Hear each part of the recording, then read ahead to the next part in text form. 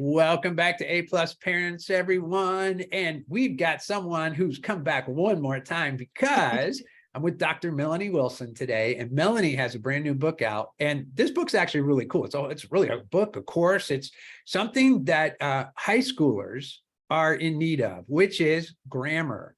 So it's like, they're kind of getting in that world where it's time to write their college acceptance or their applications for college, or they're writing papers in high school still.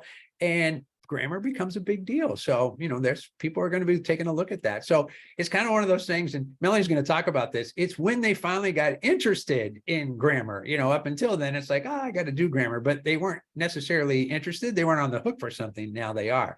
But let me tell you a little bit about Melanie. So, first of all, she has 6 children. Yeah, she's been married for 30 years plus, right? Which is really, really awesome. And all 6 of her kids been homeschooled the whole time. The last one's graduating from high school this year, and they're all off heading to college. So one more to go and out the door. So now Dr. Melanie's starting to look at, what do I do now? They're all gone, right? So how does that work? She's the author of 10 different books. And if you're familiar with Grammar Galaxy, that is one that's done for the younger students. But now she has a brand new book out, and make sure I got it right, Fast Grammar, right? Which is super cool. Melanie has her own podcast, and you can find her at homeschoolsanity.com. And it's kind of funny because when she talks about sanity, something you should know about the doctor and Dr. Melanie is that she has her PhD in psychology. She's actually a psychologist, which is super cool. But, as with things go, when you're homeschooling 6 kids, right, that your practice of that business world that you came from, or your profession that you came from, then you take it home and you apply it on your young people and in the homeschooling world, right, which has been great, because then Dr. Melanie's out and she's doing, she's at conventions, which is where we get to run into each other all the time. She's a top speaker at the conventions. So it's just so great to have her here, be around her. Let's see. Oh, and she even says in her spare time. Okay, right? Like that exists. But then she's into, scrapbooking and playing tennis. Yeah, I didn't know you were a tennis player, but that's really cool. And then reading, of course, right? And if you can see the background behind her here, there's a wall of books back there. So definitely into reading. So first of all, Melanie, thanks for being here again. And I'm so excited about your new program. So that we're going to jump in and kind of get into that. But anything else you want to share with us about being here today? Well, I'm just delighted. Anytime I get to spend time with you, Dennis, is a joy. You always just give me energy because you're always smiling. When you were teaching my kids math and they were online for your live classes, I was just marveling at your positive attitude. And I even asked you, are you really always in a good mood when you're teaching these kids? And you pretty much said yes. And I mean, I haven't really seen you ever not have a smile on your face and have enthusiasm. So I am delighted to be here. That's so, well, thanks for saying that. You know what's funny about that is that there is something about when you're kind of doing your thing, right? And so I know when I'm teaching a class, we're recording podcasts, or I'm out speaking somewhere, it is, man, it's high energy and ready to go, right? Now, you talk to my own kids and they're like, he's grumpy, Oh, well. They get to see a little bit of everything, right? But, I think the other thing too is it's like, we often, people are always like, and then we talk about math, right? And it's like, it's math. It's like, you got to have fun. If you're not having fun, it's going to be really, really boring, right? And I don't want to be bored either, because it's like, I'm talking for an hour. It's like, I got to do something here to entertain myself while we're entertaining everybody else. So that's part of it, right? So it's good. Sure. Okay, so let's jump in, right? Because there is Grammar Galaxy and now into Fast Grammar. So when you're looking at that, first thing is kind of what had you make that come up with the idea to head into Fast Grammar, and maybe even tell us a little bit, just for people that aren't familiar with Grammar Galaxy, because it's a cool program, right? Start with Grammar Galaxy and kind of take us through the story about where we are and how Fast Grammar came to have a life of its own. Okay. So I developed Fast Grammar because my kids hated English to the point that one of my sons offered to pay me not to teach it. And I love it. I love all things English. I mean, everything about it. I love vocabulary. I love spelling. I love getting to learn the spelling of difficult words and getting it right. And I just thought, how can I engage my kids and other people's kids? Because I was teaching my friends' kids the language arts in terms of literature and writing and public speaking as well. And I thought, what is wrong here? And a couple of things that I discovered when I started researching this is that half of the book was repeat. And so kids are being drilled on the same concepts every single year. And I tell people that, to me, this is like the airline safety talk. You've heard it and you've heard it and you've heard it, and you check out during it. But if you ever needed that information, you wouldn't remember it at all. So I think that is what has happened with grammar, that kids just check out. And that's why parents say, oh, they're not getting it. They're not getting it. And then I realized with great surprise that grammar in particular is taught outside the context of story, which is the very best part of language arts. It in general is taught using random sentences that aren't related to a story and or aren't related to kids. It's just a random sentence. And so no wonder kids aren't connecting to that material. And so I thought, what if I created a curriculum that was based in story? And the things that happened occurred in a fictional place called Grammar Galaxy, where there is a gremlin who tries to destroy the English language. There's a royal English family who tries to hold the galaxy together and preserve the English language. Their kids are given the role of guardians of the galaxy. And believe it or not, that concept that I had came to me before the movies, before the whole movie franchise. And I thought, good grief, that's crazy. But then the idea is that students would be engaged in the material because they will be fellow guardians of the galaxy who don't complete worksheets, but they have missions in their mission manual to put everything back in order in the galaxy. And I made the lessons short. I use lots of white space because as a psychologist and even as a homeschooling mom, I could pick up any kind of a workbook, whether it's math or English, and know immediately what my boys' reaction was going to be, because I had mostly boys. I have 5 boys and 1 girl. And I knew they would say, I can't do this. Too much work. And so I put all of that knowledge and experience into the curriculum. I made the stories funny, and I made the exercises entertaining and as active as I possibly could at times, where kids could, like, for example, if they're trying to decide how to make a word like catch, plural, if you have to add an ES rather than an S, I would have them jump into a box to dramatize that and help them remember it. And so that was, much to my surprise and to my blessing, was something that kids loved. They found that grammar was once their most hated subject, and then it had become their favorite.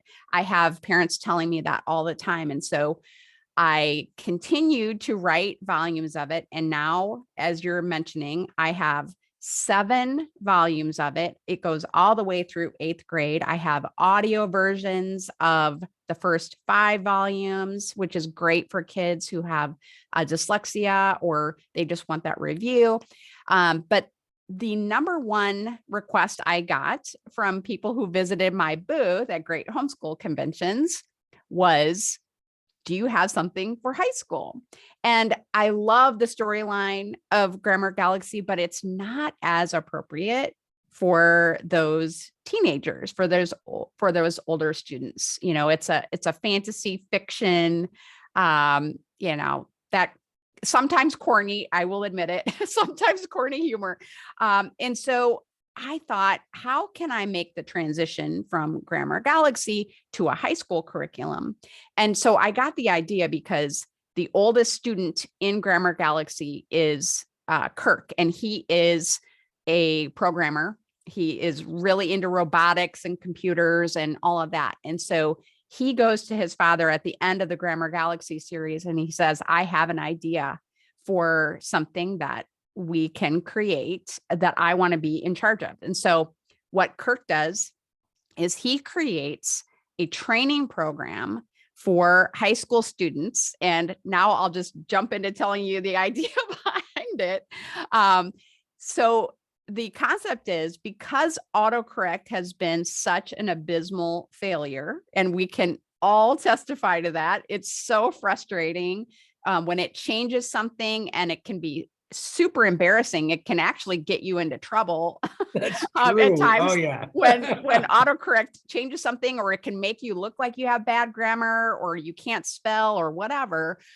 Because that has been a failure, Kirk is going to be training human autocorrectors who, by the power of science fiction, will be automatically in real time correcting clients' grammar. Well, in order to do that, the human autocorrector has to get to know the client. What is the client's intentions? What do they mean to say? You can't, a machine doesn't know what you are meaning to say. They don't know you, don't know your personality and all of that. They're just using, context and popularity.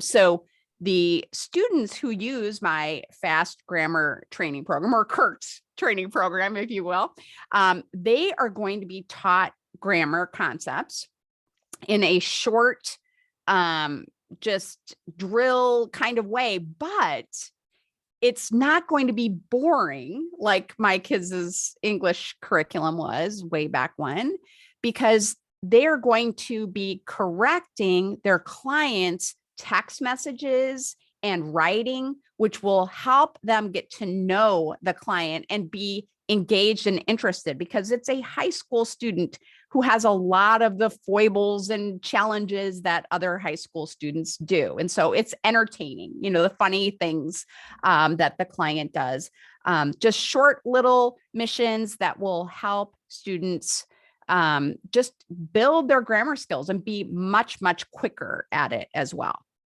Wow. For me, it's like, I'm thinking, okay, these, as a high school student, these are the things that I'm already doing. I'm using text messaging, I'm writing paragraphs and emails, like all the different things that I'm doing. Right. So it's like applicable to the kinds of things that they're already up to. And so it's so great because you're having them be the proofreader to learn how to do their own proofreading of their own stuff as well. So that's super cool. Right. Oh, I love that. All right. So, you have some ways of, how to work with high schoolers, right? And it, some of the things are going to be the same as working with high schoolers as you use with like primary grades as well. So what are kind of your principles of teaching high school grammar? What would you say?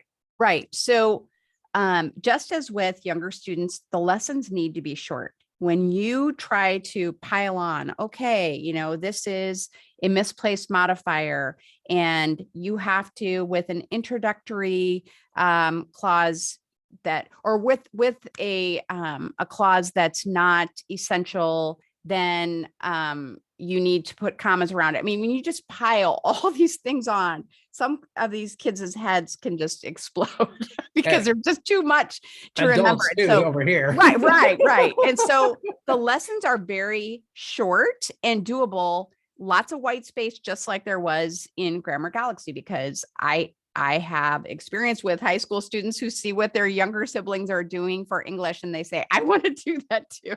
And so there is that aspect to it too. I think it needs to be humorous. What we know from neuropsych studies is that when we enjoy something, when we find something funny or just fun to do, it's a release of dopamine that occurs in our brain. And what I call that is like our brain's save button. We remember those things so much better than we do things that are dull and just not that interesting. I mean, of course, that just makes sense, right? And so if I can make grammar fun, entertaining, funny for high school students, they will remember it much better. And there are ways that that you can do that even without using my curriculum. You can look for funny memes that teach grammar. I encourage my kids to find grammar mistakes, and they do. I was at a wedding. I won't say whose, but my son was holding the wedding program, and there were some grammar errors there, and he was pointing to me. Oh my gosh, Like, that's awesome. I know, I already saw him. Right. And of course, is grammar the most important thing in the world? No, it is not the most important thing. The relationships and people are so much more important. However, it is important. Just because it's not the most important thing, it is still important because it affects our reputation, what people think of us, if they see us as professional, if they see us even as intelligent. We can be smart as a whip, but if we have poor spelling in our communications or poor grammar, it will kind of downgrade that, and people will not think that we are as bright as we are. And so high school kids, as you were mentioning, they're all about that. And so if we can connect grammar to what is important to them, they will be motivated to learn it. And once a student is motivated to learn, there is almost nothing that can stop them from learning it. They will seek out those kinds of resources that will help them meet that goal. So with fast grammar, that is what I'm trying to do too, is just show kids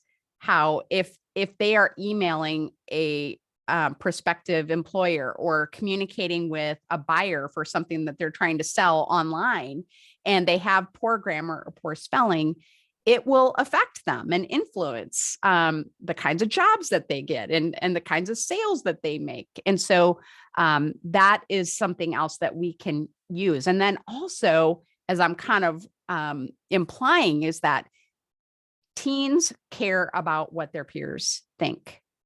Really, sometimes for the first time more than ever. And they want to put their best foot forward in all of their communications, whether they're emailing or messaging and that kind of thing. And I should just say, because we haven't really said it explicitly, my fast grammar curriculum is print and PDF. So students do not have to text message. They don't have to be doing emails. They certainly can if they would like to do their work that way, but it's not required.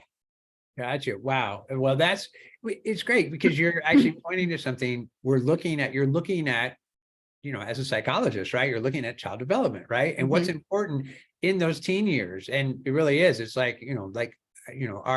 we look out in the world and knowing how we communicate out in the world. And you're coming from grammar.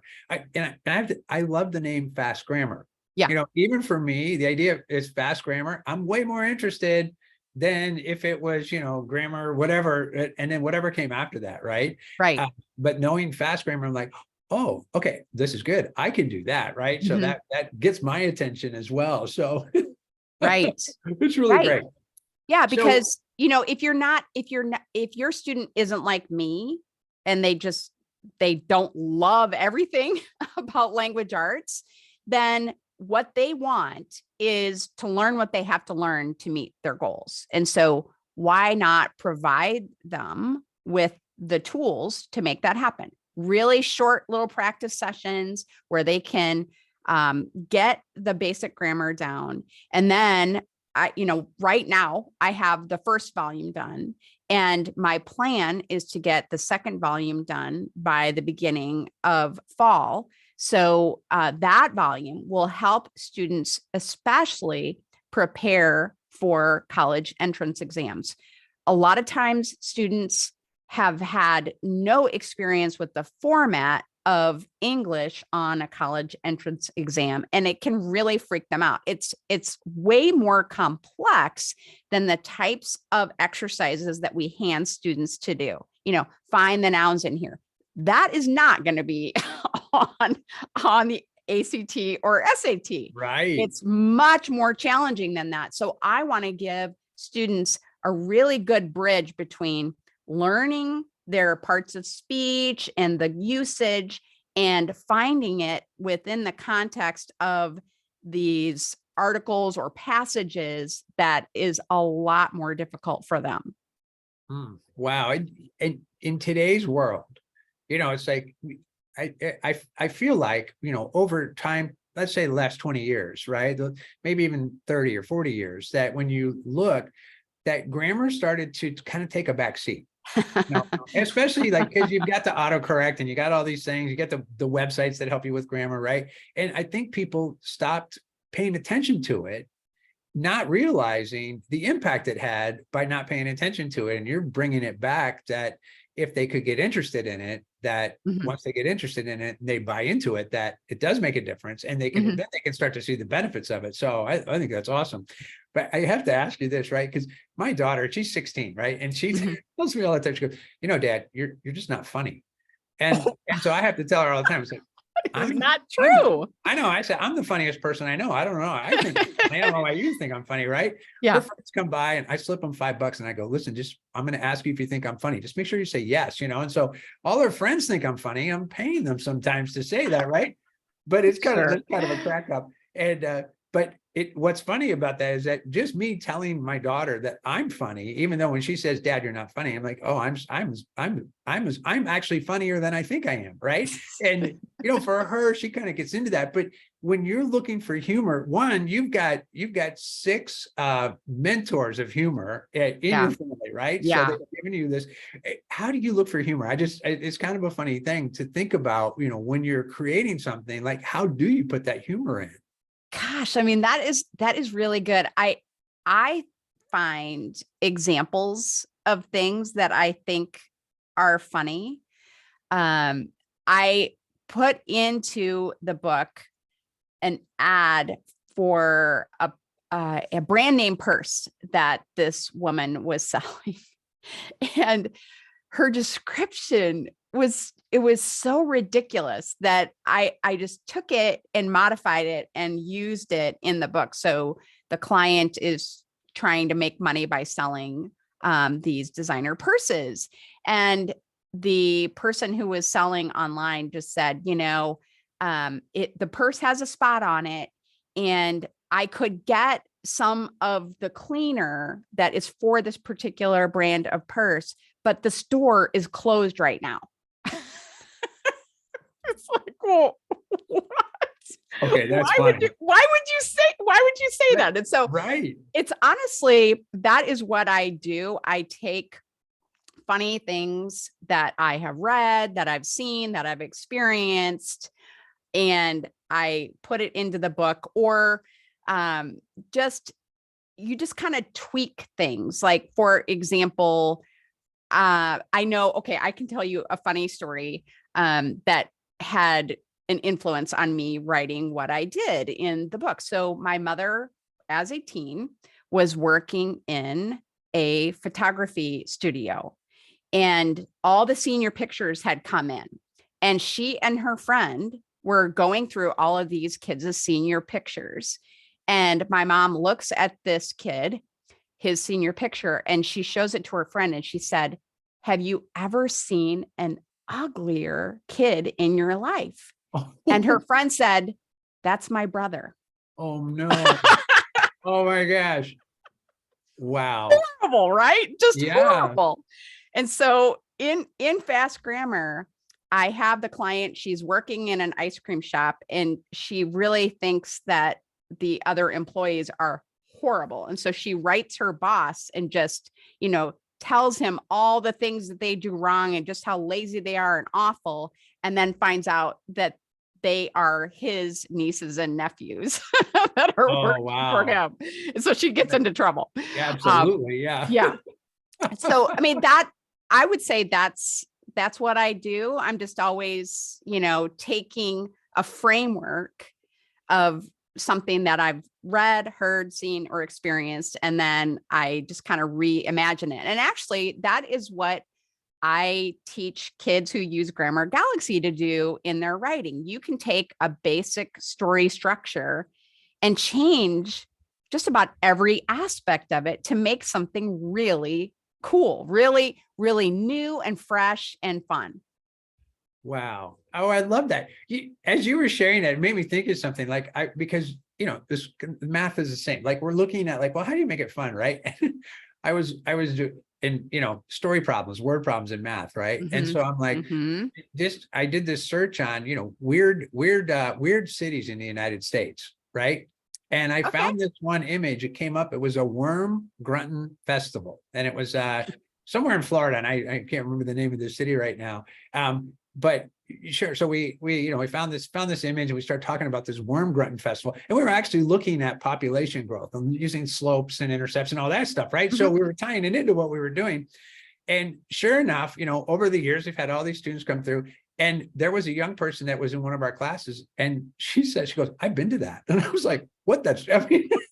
Really? It was so great. And I said, well, what's it like? She goes, oh, it's so fun. And I think, how do worms grunt? I don't even, it's like, it's kind of a crack up, but I just love that, because you're out there looking for what is going to kind of give you that make it a little bit, kind of fun, and just have some, just play with it, right? And then so I love that, especially a young person that they're complaining, right? And in their complaint, it's like, they kind of did themselves in with that as well.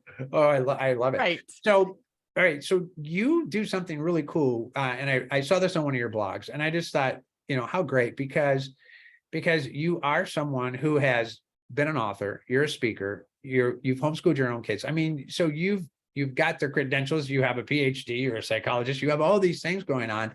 And here you are, where you have a program for all grades, going through grammar all the way up into high school, from very beginning to now.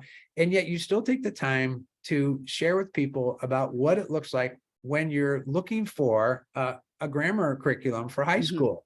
So, you're looking at that, not necessarily that they're looking for yours, right? Even though yours is there and it's great, right?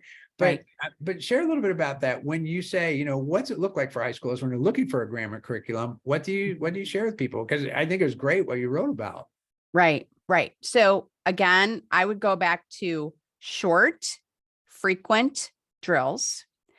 I would, even if you use a curriculum that, has all these, sentences that have no connection to anything at all, if you wanted to take more time, and I know that time is probably short for most people who have high school students, you could have your student develop funny sentences that you can, you can analyze the grammar, improve the grammar. You can write your own funny sentences, or you can write mistaken sentences that are funny and related to your student, for your student to engage with. And even if you just did that once in a while, it would be better than just using these bland sentences.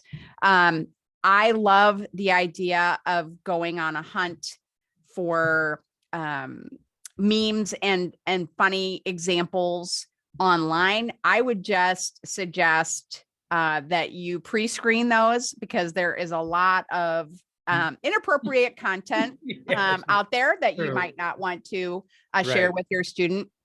But I have had the most fun. If I really just need a laugh, I will look at cake fails online. Some of those are just hysterical. Wow. You So mean like a wedding cake kind of thing? And it's like, well, not a wedding cake, more like birthday cakes or congratulations or whatever. Right. But people will say, they're writing like, on it, and Susan, so they order the cake, right, and they usually are calling it in. And maybe some of the people who are taking the orders are not native English speakers or something. I don't know exactly how this happens, but they will say maybe something like, oh, it's Suzanne with a Z. And then the person will put on the cake, happy birthday, Suzanne with a Z. Oh, I love it. It's like, okay, so we can use that as an example of, let's talk about concrete versus abstract, because it's like, this person was very concrete. They wrote exactly what you said. But there are some great examples that you can use there. And like I said, be looking for mistakes. That is an excellent way to learn. And in fast grammar, one of the things that I was thinking was a much better way of teaching the concepts than how most textbooks will do it, for example, is instead of saying, okay, this isn't a positive, and now let me show you, 10 examples of a positives. Our eyes just kind of glaze over when we start looking at all these examples. We're not even really taking them in, again, because they're probably not related to us at all. But once I explain the concept, I have the students using fast grammar generate their own examples. And then they can turn the page to see if they were correct or not. That immediately gives kids more engagement. So that's another thing that you could do, regardless of which curriculum you're using.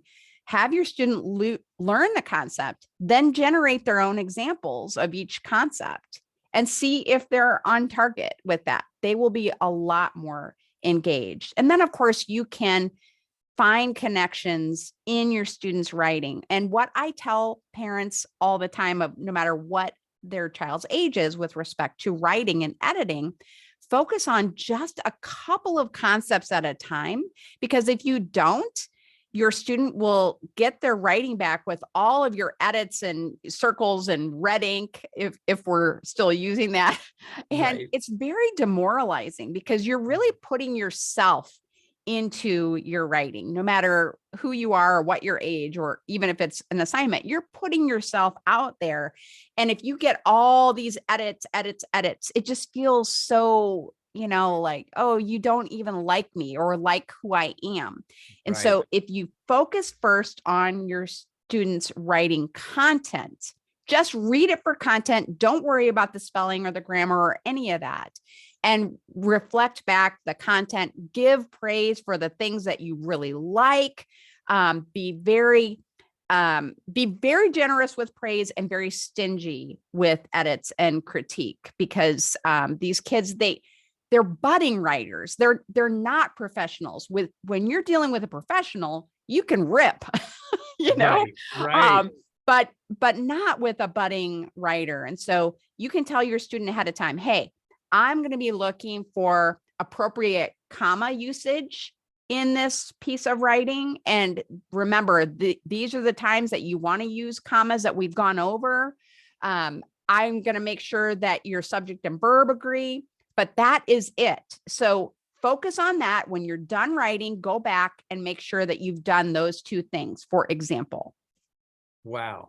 Those are actually really great tips too. And because I'm one of those people. I get something back and it's edited and it's just like what happened to what I wrote? It's all, strike throughs and red and, so it's kind of funny. Right. And actually my best editor is my mom. She's 83 years old. Right. It. Yeah. Yes. And I send her stuff all the time and she loves it. She loves going through all that. Right. But it's so funny because even when she sends me something back, she's apologizing for sending it back, and she's like, well, I found some things here. I hope this doesn't upset you. Right. And I'm like, even getting that back first, it's like, okay, I'm okay with that. Right. And then I read through it and I still get upset, so. Right. Especially, brutal, right. Especially when you don't feel good about yourself as a writer. I have spoken to so many parents who just tell me, oh, I can't write. And I just wonder if that's because they got those edits, those critiques, and they told themselves, well, I just can't do it. And I think it's different, Dennis, than math, where math is like, there is most of the time there's one right answer, right? Right. But with writing, that isn't true. Commas are so subjective. Some people like to use a lot, some people not so many. Some of the grammar rules have changed. People were taught that you cannot use a conjunction to start a sentence, and you can start a sentence with, and he, picked up his suitcase and blah, blah, blah.